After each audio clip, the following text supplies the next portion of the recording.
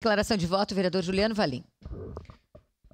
De antemão, presidente, eu voto sim a esse pedido de informação, esse requerimento, porque é de grande importância sim. Hoje, se você andar nas ruas de Caxias do Sul, falando especificamente lá da região norte, a quantidade expressiva, né, que é a falta de troca de lâmpada queimada. Acho que essa terceirização aí foi a pior a atuação desta gestão. Cansei de encaminhar a WhatsApp para o coordenador, diretor, enfim, nem sei mais, o Ed Carlos. Retorno zero. Tem que estar implorando. Casas assaltadas por falta de iluminação pública na frente das suas residências, por exemplo, dito lá no Jardim Iracema.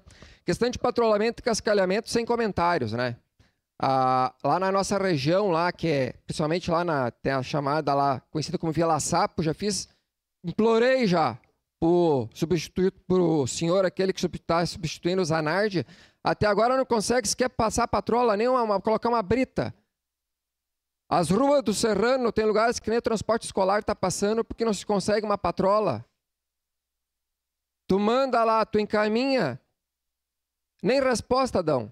Que é o básico, eu diria que independente da gestão, quanto mais obras você fazer independente do partido político, quem está ganhando é o prefeito, quem está ganhando é o executivo, quem está ganhando é o legislativo e principalmente o cidadão, aquele que contribui e paga os seus impostos. Então nós temos que pensar o inverso. Não, porque se eu sou de partido tal, se eu faço parte da base, eu vou ser beneficiado, não. Tem que trabalhar para todos, para ambos. Eu fui, inclusive, em algumas inaugurações aqui na praça, diversas redes escavadeira, caçambas, patrola, nossa, milhões e milhões de investimento, e hoje você não vê resultado nas ruas de Caxias do Sul. Tudo é desastre, tudo é catástrofe. Acho que nós temos que mudar essa percepção de pensamento. Eu voto sim, presidente. E precisamos sim de uma solução o mais breve possível, porque dia 6 de outubro está chegando, está virando o ano, e nós não podemos deixar a casa cair. Temos que ter atitude e resposta já. E trabalho, que é que a população precisa. Muito obrigado.